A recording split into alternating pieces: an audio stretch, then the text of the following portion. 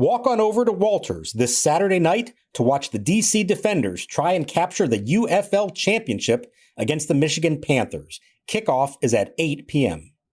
Hi, I'm Richard Karn, and you may have seen me on TV talking about the world's #1 expandable garden hose. Well, the brand new Pocket Hose Copperhead with Pocket Pivot is here, and it's a total game changer. Old-fashioned hoses get kinks and creases at the spigot, but the Copperhead's Pocket Pivot swivels 360 degrees for full water flow and freedom to water with ease all around your home. When you're all done, this rust-proof anti-burst hose shrinks back down to pocket size for effortless handling and tidy storage. Plus, your super light and ultra-durable Pocket Hose Copperhead is backed with a 10-year warranty. What could be better than that? I'll tell you what, an exciting radio-exclusive offer just for you. For a limited time, you can get a free Pocket Pivot and their 10-pattern sprayer with the purchase of any size Copperhead hose. Just text WATER to 64,000. That's WATER to 64,000 for your 2 free gifts with purchase. WATER to 64,000. By texting 64,000, you agree to receive recurring automated marketing messages from Pocket Hose. Message and data rates may apply. No purchase required. Terms apply. Available at pockethose.com/terms. The kick, the 0-1. Swinging a fly ball right field, deep toward the corner. Call way back, on the go. Can he get there? No, he can't. It is gone. It just clears into the first row over the fence. A 3-run McNeil homer, and it's 3-0 New York in the very first inning. Diaz to the belt, 3-2 delivery. Swinging a ground ball up to middle, base hit, left center field. Wood will score. Garcia will stop at third. Nationals go station to station. It's now a 4-2 game as Bell delivers on a 3-2 pitch with an RBI single. Tying run at second, bases loaded. Diaz to the belt, he fires. Swing and a miss, ball gets by the catcher. Coming in to score is Garcia. And it's now 4-3. So on a swing and a miss, the ball gets by Alvarez. And the Nationals plate another run. The tying run's at third, the go-ahead run's at second. So Ruiz, who's 0 for his last 19, has the game on his bat right now. Here's the set. Diaz deals to Ruiz. Swinging a ground ball to the first baseman. Alonso has it. He'll take it himself. And the Nationals rally comes up 1 run short. Diaz pounding his chest. He gets the save just barely as the Mets win it 4-3. And welcome to That Chat. I'm Al Galdi, host of the Al Galdi podcast. Mark Zuckerman is off for this installment of the podcast, but I'm joined by the creator, the founder, the executive producer of this podcast, Tim Shovers. Among the many sayings of Nationals manager Davey Martinez, of course, is the boys battled. And the boys on Thursday afternoon certainly did battle. They battled fiercely, but the result was a 5th consecutive loss, a 4-3 loss at the New York Mets on Thursday afternoon to complete a 3-game sweep. The Nats lost despite scoring 3 runs in the top of the 9th. Mets reliever Ryan Stanek was charged with 3 runs without recording it out. The Mets had to go to their closer, Edwin Diaz. He faced 5 batters, got 3 outs for the save, but not before issuing a walk, giving up an RBI single, and issuing a run-scoring wild pitch. The Nats had the Mets on the ropes, but the Nats did not quite close the deal. And so the Nats in MLB's 2025 regular season now are 30-38. The Mets in this regular season now are a major league best 45-24. This installment of Nats Chat is brought to us by the DC Grays, part of the Cal Ripken Summer Collegiate Baseball League. The Grays are playing their games this season at Woodbridge High School in Northern Virginia. To donate and learn more about the Grays, visit dcgrays.com. Tim, that was quite the charge by the Nats in that top of the 9th, but not enough to win the game. No, it was not. The 9th inning had nothing to do with the previous 8 innings, and it did get exciting there. But that furious rally comes up short, and all 3 outs, Al, were basically the equivalent of a strikeout. And that's what, led to them not getting at least 4 runs to continue the game into the bottom of the 9th. You're left with a lot of different emotions, I feel like, off a loss like this one, because on the one hand, you're frustrated. Every Nats fan right now is frustrated with the bigger picture of the rebuild, frustrated with the smaller picture of the losing streak, frustrated with the fact that this season, every time the Nats get close to 500, it feels like they then take, 3, 4, 5 steps back, frustrated with the state of the offense. On the other hand, this was an impressive surge by the Nats in that top of the 9th, and it is a reminder of what this team can be offensively. Again, didn't come through for the win, but certainly did a lot to make what was a snoozer of a game from a Nats standpoint into a fascinating game in that top of the ninth. You look at what the Nats did offensively in this game. 3 runs, 7 hits, 2 walks, 2 for 5 with runners in scoring position. All 7 of the hits were singles. All 3 of the runs that the Nats scored, 4 of the Nats' 7 hits, and 1 of the Nats' 2 walks came in that top of the ninth, which went like this. C.J. Abrams single, James Wood single, Luis Garcia Jr. RBI single to cut the Nats deficit to 4-1, Nathaniel Lowe walk, Josh Bell RBI single to cut the Nats deficit to 4-2, Alex Cole pop out with the bases loaded, Edwin Diaz 1 out, bases loaded, run scoring wild pitch to cut the Nats deficit to 4-3, but then Jose Tena ground out, and then Keibert Ruiz a first pitch ground out to end the game. Because, of course, Ruiz swung at the first pitch. That is what he does. And very interestingly, in my opinion, Davey Martinez did not pinch hit for Keibert Ruiz. I thought that Davey should have pinch hit for Keibert. Davey did not. And Ruiz did as he does. A first pitch out. Valiant effort by the Nats, to be sure, but they come up short. What'd you make of that top of the ninth? Yeah, well, a lot to that top of the ninth. Let's start with the end. You talked about Ruiz. When all of a sudden you see that Ruiz is coming up with 2 outs, I didn't feel confident, as I imagine many of our listeners did not feel confident. And I thought, all right, what's the move here? Do you pinch hit for him? Do you bring up, I don't know, Chaparro, for instance, or something? And then Riley Adams is going to come in the bottom of the ninth and catch if the Nats force the bottom of the ninth. And then right away, Keibert Ruiz just has an out that seems very, associated with Keibert Ruiz. To the positives, though, top of the order, C.J. Abrams gets a leadoff single, and immediately things got a little tight and a little nervous in New York because, all right, Nathaniel Lowe's not that far away, and he's the tying run. Ryan Stanek, the Mets reliever who started the inning, has not pitched well against the Nationals. He's given up a lot of runs against them the last 2 years. I don't know the Mets bullpen and usage and who was ready today, so I am a little bit surprised that Carlos Mendoza used him there, but I bet that the Kodai Senga injury, which had him exit in the 6th inning, probably messed up what the pitching plan would have been because Senga was rolling up until that point. So the bullpen was used earlier. I love that James Wood followed that up, made it 1st and 3rd, and the middle of the order felt like the middle of an order there. And by the way, Al, my favorite part of the whole inning, even though they came up short, was they were patient, got ahead in the count, and were up 3-0, 3-1, and put the pressure on the pitcher, which seems like they so rarely do this year. Yeah, Davey Martinez during his post-game session with reporters had a lot of good things to say about the Nats' approach at the plate in that 3-run ninth, and for good reason. But, of course, you watch that and you say, why can't it be that way in other innings? Like, why did it have to take until the top of the ninth for the Nats to hit like that? But, yeah, that was an impressive inning for the Nats offensively, without question. Regarding Keibert Ruiz, as best as I could tell, Davey, during his post-game session with reporters, did not get asked about why Davey did not pinch hit Keibert Ruiz in that ninth inning.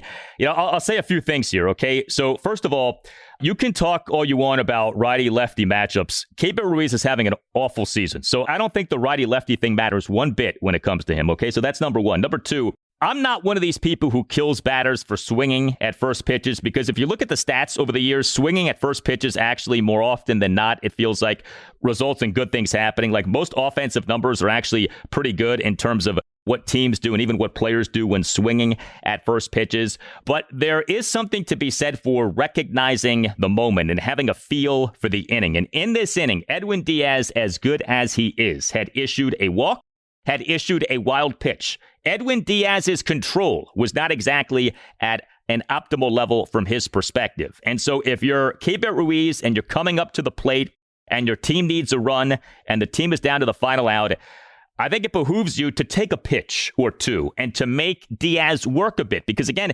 Diaz in the inning had a hard time finding the strike zone. And instead, Keibert Ruiz does what we know that he is apt to do, and that is swing at the first pitch.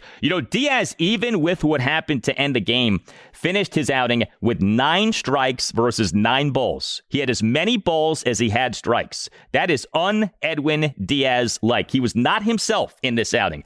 It's to the Nats' credit that they had Diaz and Ryan Stanek struggling in all kinds of ways, and that Keibert Ruiz seemingly did not capture the moment, did not recognize the moment. I don't know what it was, but he swings at that first pitch, and the result is a ground out. And no game comes down to one pitch or one plate appearance. We all understand that.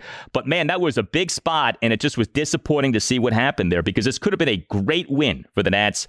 And instead, it ended up being a game in which the Nats made a charge but came up short. What you said there, talk about not recognizing the moment, and I'm completely with you because Diaz was not in control. You have to imagine in the 8th inning, he didn't think he was going to appear into the game. He didn't think he was going to appear when the 9th inning began. It's 4-0, and the Nats offense hadn't done the thing all day. Next thing you know, he comes in the game, and man, is the game on the line immediately. So with that, not recognizing the moment, who's the one player on your baseball team that has the innate feel for the moment? You want that to be your franchise catcher. Didn't have it right there.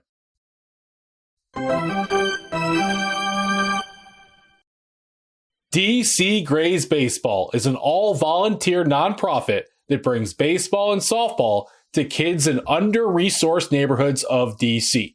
Inspired by the great Grays team of the Negro Leagues, who played many championship seasons in Washington with stars like Josh Gibson and Buck Leonard, the DC Grays have developed their MVP program. It gives boys and girls in underserved parts of DC the same opportunity to pursue their baseball and softball dreams as do kids from more affluent parts of the DMV. The Grays provide expert coaching, uniforms, equipment, and tournament travel free of charge. A donation of $100 will help a child in DC to participate in the Grays MVP program. The Grays also field a team in the Cal Ripken Summer Collegiate Baseball League. Their 2025 season is now underway, and the next home game is Saturday night at 7 o'clock in Woodbridge, Virginia, as they host the Southern Maryland Senators. To donate and learn more about the Grays, go to dcgrays.com. Hey Nats fans, after the exciting Nats game, have a listen to some relaxing solo piano music to unwind and help you go to sleep. I'm Tim Newmark, the composer of the Nats Chat theme song, and you can find my latest music on Spotify, Apple Music, Pandora, and anywhere you stream music. The song you're hearing now is called Improv in A-flat major, The End of the Road. Tim Shover's here to tell you about Babbel. Did you know that the Nats are on the Spanish radio airwaves for the second consecutive season? Luis García Jr. por Lipscomb, un batazo altísimo, atrás el dinero, la bola se va, se va, se va, se fue a la fruta.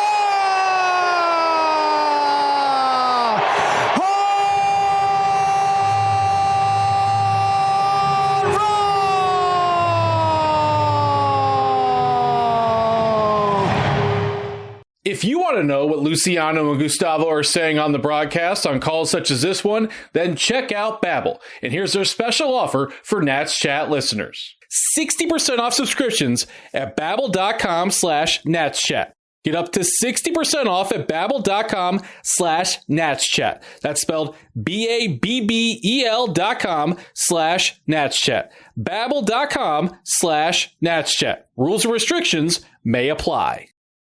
All right, fellas, I need you to stop what you're doing and go download Prize Picks if you haven't already. Because once you download Prize Picks and use code BACKYARD, you get $50 on us once you place the first $5 lineup. And in that lineup, the reason I love it so much, because all you have to do is place more or less on whatever player you want to rock with that night.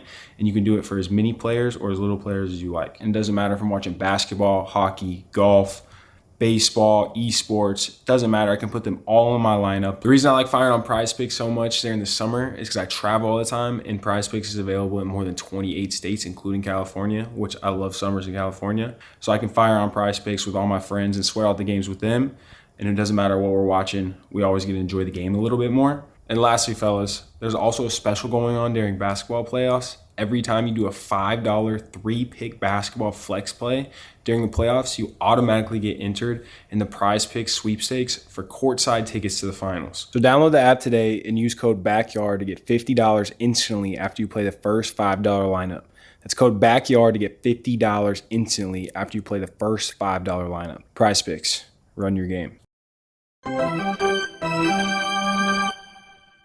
Senga delivers. Swinging a bouncing ball right side toward the hole. Alonso goes and gets it. Senga will have to cover. High throw. He catches and hits the bag in time for the out. And down he goes, and he's hurt. Oh, no. You mentioned what happened with Kodai Senga, the Mets starting pitcher. That was another interesting aspect of this game. So Kodai Senga is one of the best starting pitchers in baseball this season with the campaign that he's having.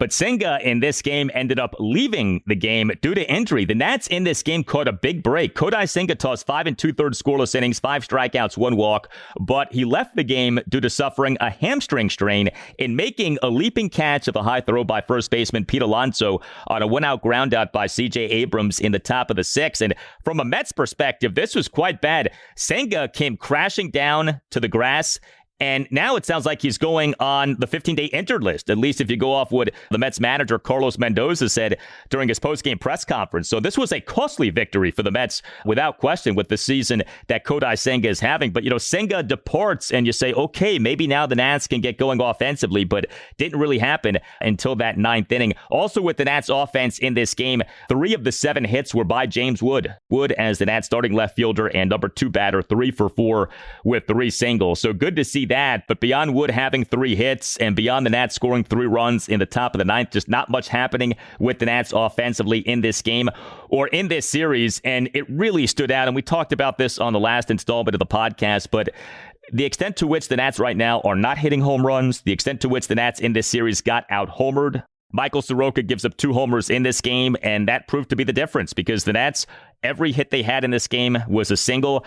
This is bothersome to me with the offense here lately. Yes, there's the overall picture of the team just not scoring enough runs, but the homer, that which had been, I think, the single biggest bright spot to this Nats season in terms of team performance, the home run is dried up here, and the Nats have got to get going again when it comes to hitting home runs. It's dried up in a real way, and Wood only has 1 homer this month, and I hate to be critical of him off the top, but he is by far the best home run hitter on the team, and it seems like if he's out of sync with his power, it sort of infects the rest of the team, something to monitor as the rest of this season goes on. This loss was so similar to a 2022 Nats type loss, which is fall down immediately, offense does nothing, wakes up in the 9th, comes up just short.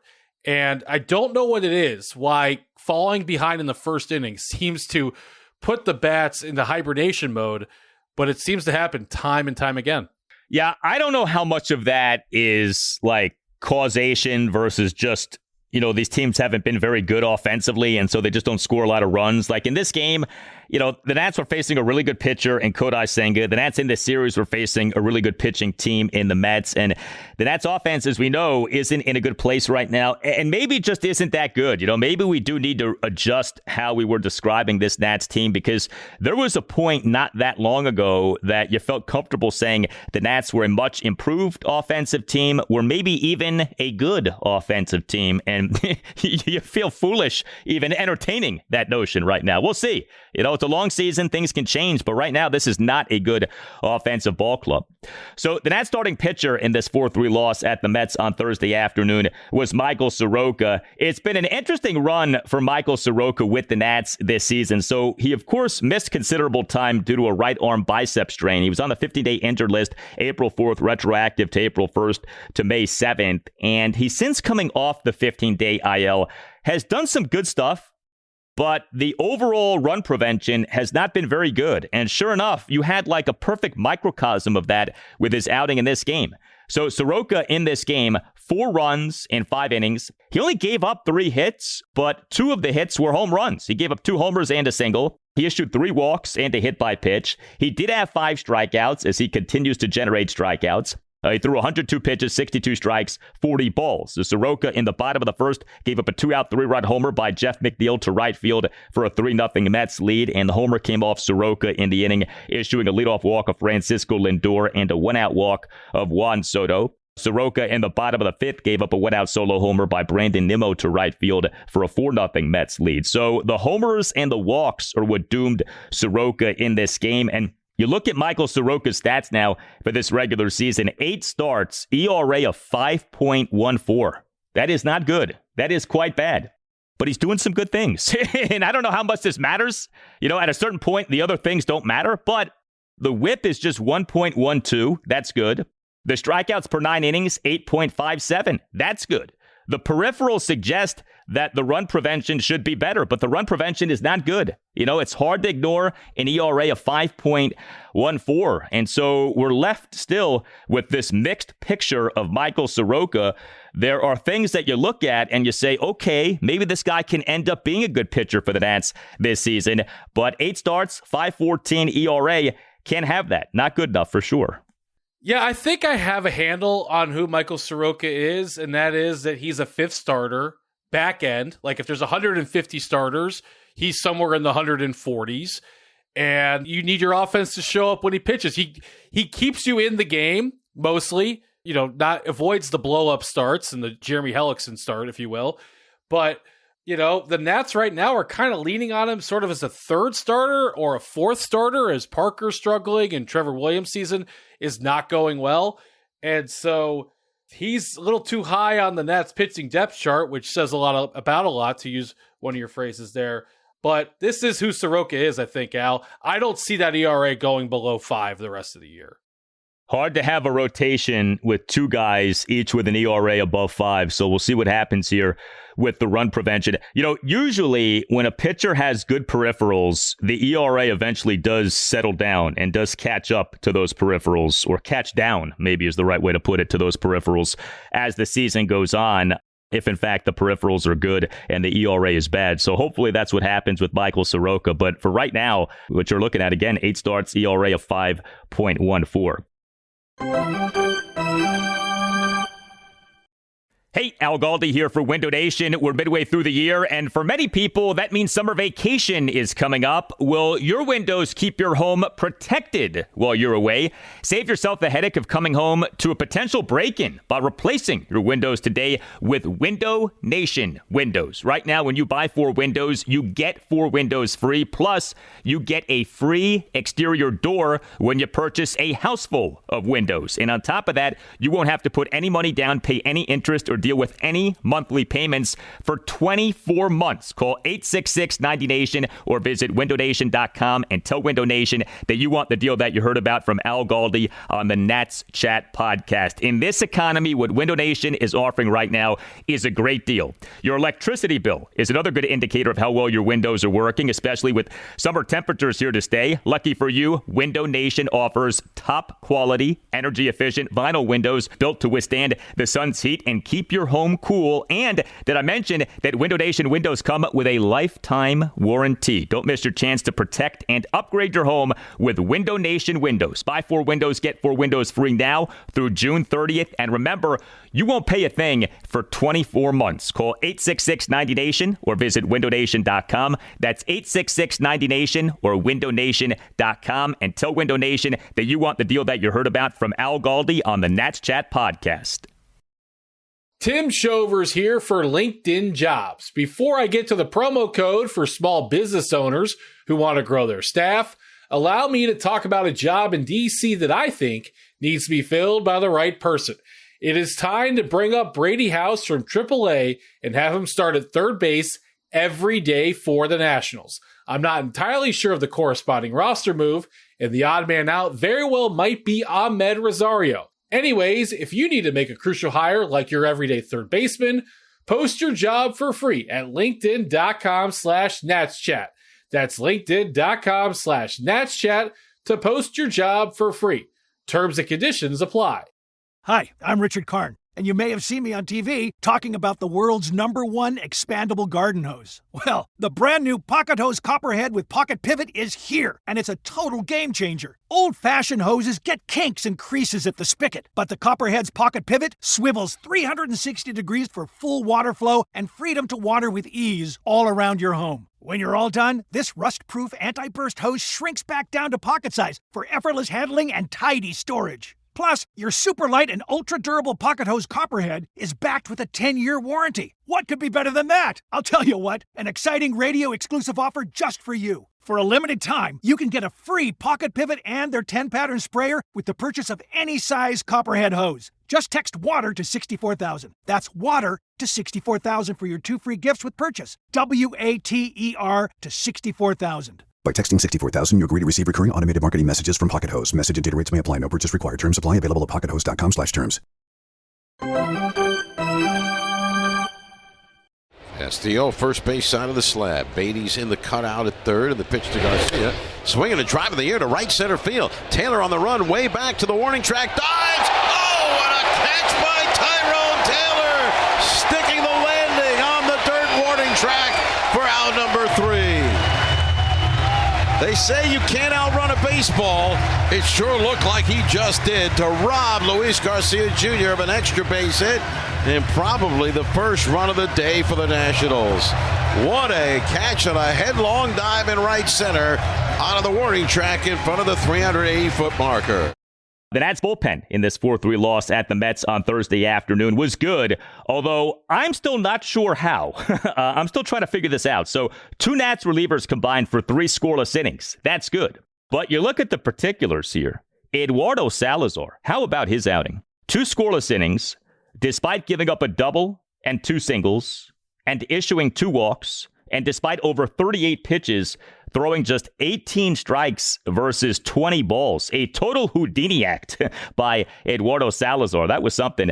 And then Zach Brixey, he tossed the scoreless bottom of the 8th, despite giving up a leadoff double and despite shortstop C.J. Abrams committing a went-out throwing error. I give Salazar and Brixey a lot of credit because this could have been one of these games in which the Nats bullpen made this a blowout.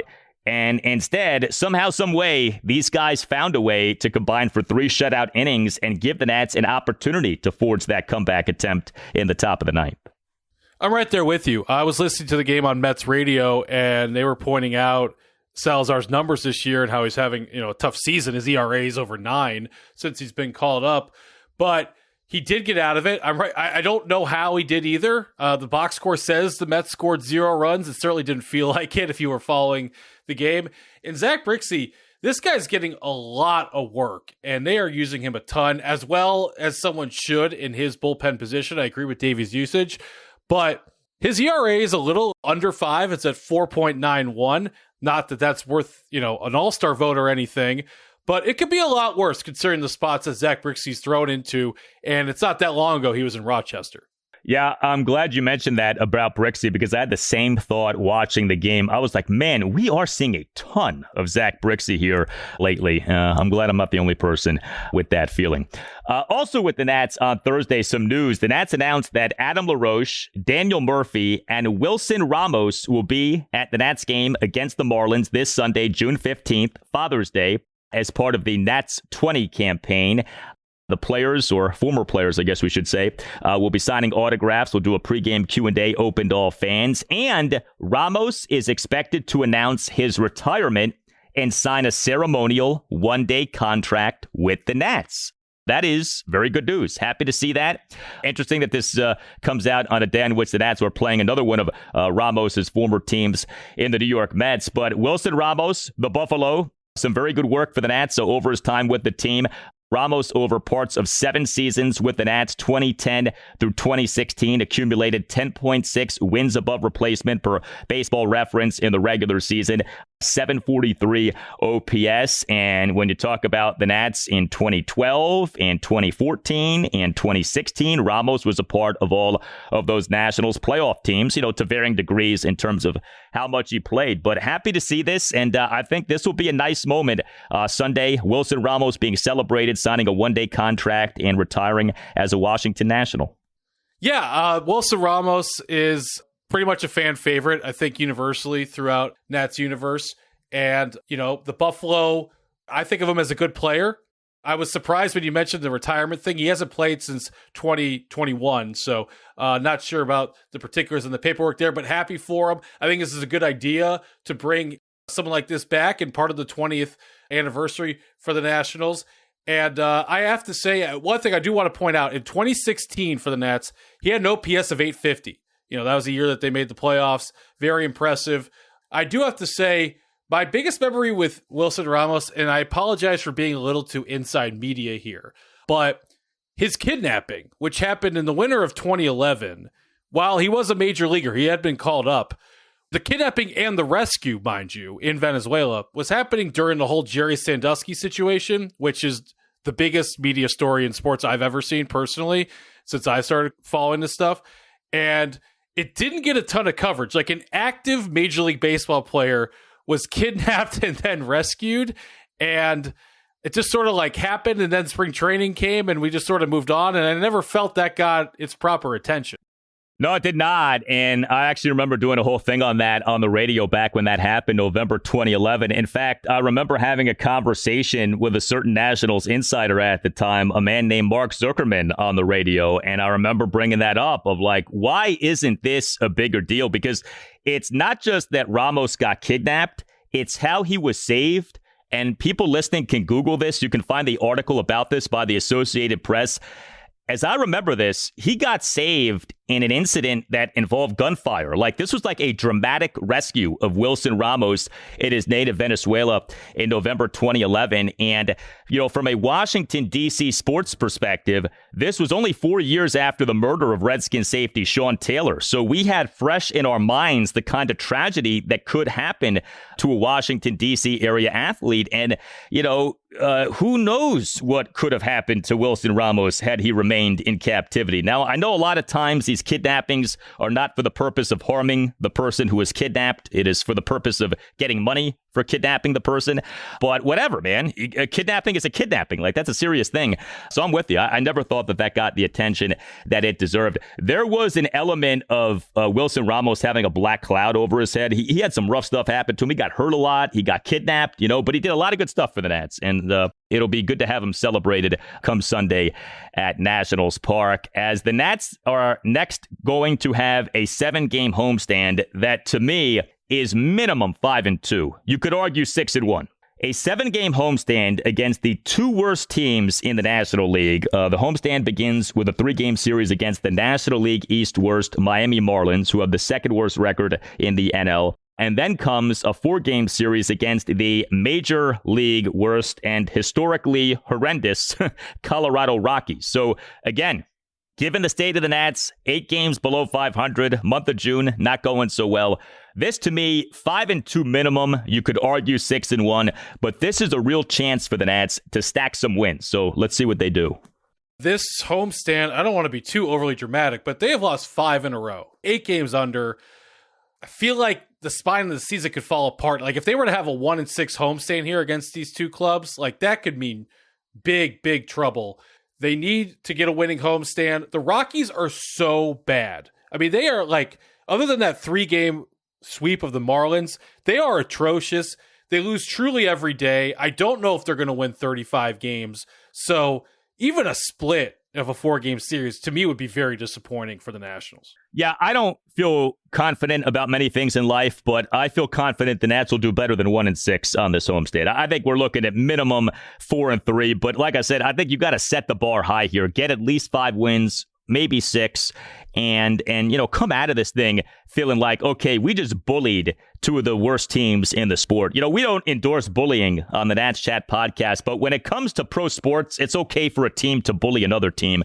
And in this instance, the Nats need to do some bullying. They need to bully the Marlins and need to bully the Rockies, who are pathetic, just absolutely pathetic. So hopefully the Nats can have themselves a good homestand. And then after that comes another trip out west. But in terms of this series against the Marlins, Game 1 Friday evening, 6:45, Mitchell Parker will be the Nats starting pitcher. Game 2 Saturday afternoon at 1:05. That's due to the parade.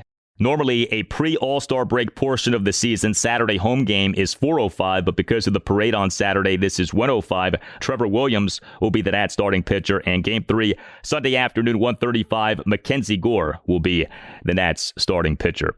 You tell us what you think. Hit us up on X at Nats_chat. You can find us on Blue Sky at Nats Chat Podcast. You can email the show, natschatpodcast@gmail.com. This installment of Nats Chat brought to us by the DC Grays, part of the Cal Ripken Summer Collegiate Baseball League. The Grays are playing their games this season at Woodbridge High School in Northern Virginia. To donate and learn more about the Grays, visit dcgrays.com.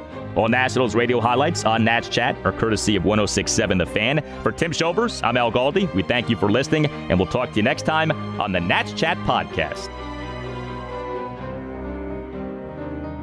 And now the 3-2 coming home. Breaking ball drilled to left field. Backheads Rosario. He's to the fence. It is out of here.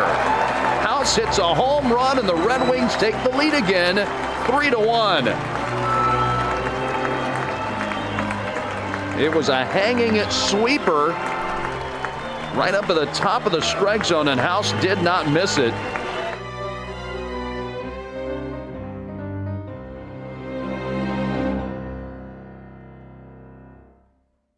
Great gifts for Dad? We've got them, and they're up to 60% off at Nordstrom Rack stores now. How did I not know Rack has Adidas? They've got the best gifts. Gotta show Dad some love. Snag amazing deals on Father's Day gifts from Cole Haan, Calvin Klein, Vince, and more. Great brands, great prices. That's why you Rack.